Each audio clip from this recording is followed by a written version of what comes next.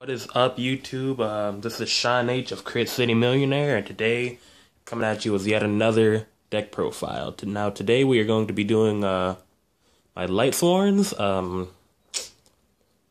Yeah, not much else to say. I'm gonna get into it. That's pretty basic Lightsworns, but for my side deck, which isn't actually a side deck, I'll explain it as we go through. But yeah, first to start off, we run triple JD. You're running basic Lightsworns. This is your boss monster. Alright, next to Michael. You pay 1,000, blow up the entire field. You are not locked into a once per turn effect. You can continue to pay just in case your opponent still has something left on the field after the first blow up, but yeah, you run 3, boss monster. Really amazing card. Next up, we have triple Lumina. And I might as well introduce it next to triple Raiden because this is not the engine of the deck, since all of the Lightsworns pretty much have the innate effect to mill during the end phase, but since Raiden lets you mill anytime during your main phase, and Lumina lets you special summon anytime during your turn, it's pretty much a small engine itself. What are the decks running? Aside from this deck, what are those stupid things called? Infernoids run this along with Charges the Light Brigade, and it really works out. You can make Michael off of it, or you can just continue other plays with your mills. So yeah, really great core. Next up, I only run 2 Lila. I don't feel like this deck has much of a problem with back row, or at least that's in my personal experiences, so I only run 2. And if I ever feel the need for 3, I'll just throw a third in. And that's all for the, that's not all for the Lightsworns, but that's all for the multiples. Next, I just have one of. 1 Feliz, because I don't want to draw this. Same thing for Wolf, so only run 1. 1 Aaron, 1 Jane, 1 Minerva, 1 Raiko. That's pretty much, it's not standard. People run these in different quantities, I guess. Some people run 2 Minerva, but other than that, some people run 2 Wolf, but other than that, these have not lackluster effects, but they're not quite as good as, say, Raiden or Lila. Or Lumina. Sorry. Raiden or Lumina. I also don't run Garas, because I just haven't found any space for him. I don't like him that much. Even though he's a good card, I just haven't found space. That's all for the Lightsworns. Next up, we have the Plague Mali engine, or basically the Beals engine. Make your level 8s off of this. It's actually a pretty good engine, despite sometimes you can just mill all of your Malis, but usually that doesn't happen.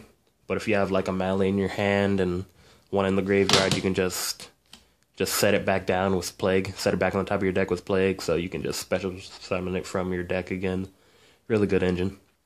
Only kind of inconsistent. Next up, pretty standard, your triple Necro Gardener. Pretty much a negate attack that you mill. Next up, 2 Curry Bandit. Now, Curry Bandit, I only run 2. He's actually kind of a byproduct from the Chaos build that I used to run, but it's too good not to run because he sets up your plays for next turn, honestly. So you normal summon him during your end phase, tribute him off, mills the top 5 cards of your deck, add any one of the excavated spells or traps from your deck from those 5 cards to your hand. Any one, not multiple, just the one. The rest go to the graveyard. So any Necro, any Mali, any Plague, any Lightsworn, so Feliz will get their effect, Wolf will get their effect. Just a really great card. And plus you might even draw into your Solar Recharge or your Charge the Light Brigade. Sets you up for next turn. Really great, I'd say. Plus he's a dark for just graveyard advantage if you're running the Chaos build, which I'll get into in a little bit actually. Then next up, 2 Card Trooper. Now he doesn't really do much. Well, he does a lot, but he doesn't do much for his attribute or anything for being in the grave. He doesn't have a graveyard effect, but when you get to choose between milling 1 to 3 cards, which is pretty great that you get to choose. You don't have to mill 3. Then after that, he becomes a 1900 beater. Then when he dies by any means, so you can even blow him up with your own JD. If he dies by any means, you draw 1 card. You can count that as a graveyard effect, but since like you can't really banish him from the graveyard with anything from the Chaos engine, he just sits there. Doesn't provide much of an advantage after he dies. Plus he's at 400 during your opponent's turn, so you're going to take a little bit of damage, but you're still going to draw 1 card, so I take that as a plus.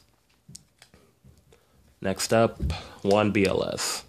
You don't really want to banish your Lightsworns that often, but Once again, this is kind of a byproduct from the Chaos build I used to run with the Eclipse and the Light Pulsar. No, not Light Pulsar. White Dragon Collapse Serpent, I think it's called. But yeah, I just run him. I don't want to take him out because he's too good to not run, especially in Lightsworns.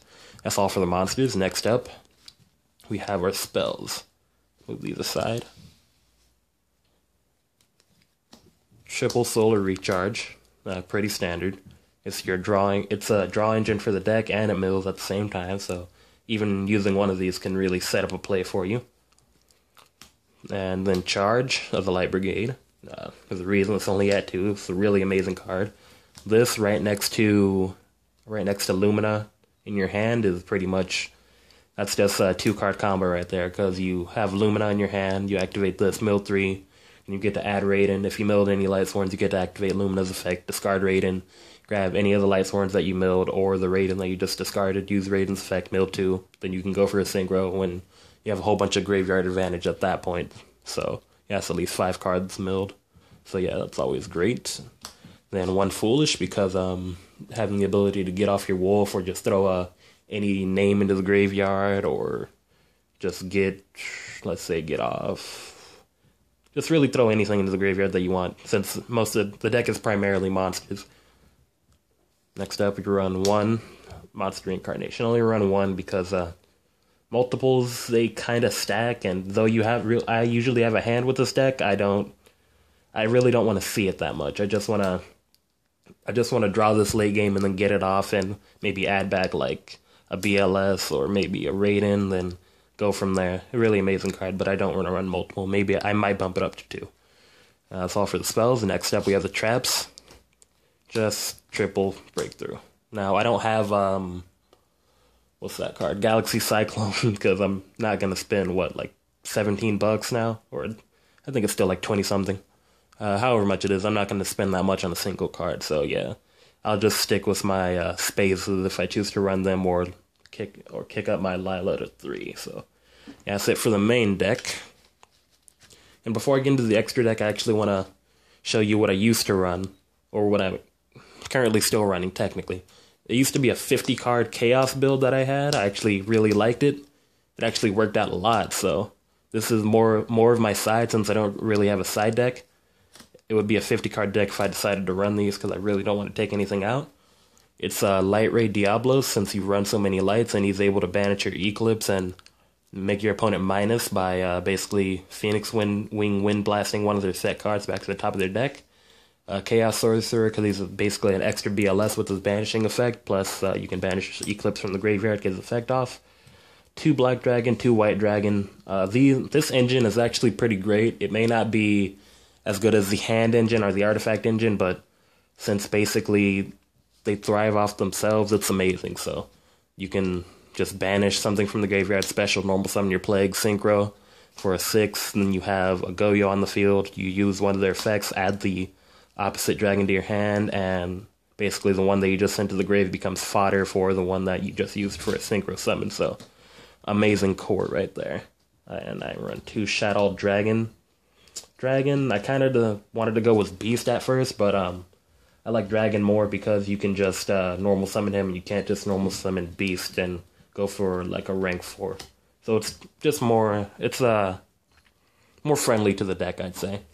And lastly, the whole reason that you run the Chaos build, I'd say, is for the Eclipse, just to get the your JDs to your hand, or Light Dragon, just in case that's how you want to go. But yeah, I'm not really running this for now. I'm testing it out without the Chaos, even though I used to run Chaos first. So yeah, I'm going to keep it a 40-card deck for now. But now for the extra deck. The extra deck isn't finished because with Lavalval Chain's recent ban, I just decided to reformat everything. So it's 11 cards, mainly synchros, no XCs. So yeah, let's just get into that now. Come at me, damn it. 1 Armides, 1 Goyo, 2 Michael. It's actually pretty weird how much I need a second Michael most of the time. So yeah, 2 Michael, 1 Black Rose. Black Rose is Black Rose, even because if you don't want to go for Michael to banish 1 card in your opponent's field, you can just destroy everything, and you might even plus from it if you have a card trooper on the field, or you have Lightsworns that you want in the grave on the field. Crimson Blader, Colossal Fighter, Stardust Spark. I need a Hot Red Dragon Archfiend. A friend of mine has it, but doubt he'll trade it to me. I need one of those. And Beals, the main reason that you run that Plague Mally thing. Leo, and this used to be filler, but I actually like him now because when he just does what Beals can't. He can burn your opponent, or he can just run over your opponent and then just keep attacking. But you don't go into him that much. I really don't go into him that much. He just saved me once, and I decided to keep him as a mainstay. What he does, in case you don't know, he's a 4,000 beater.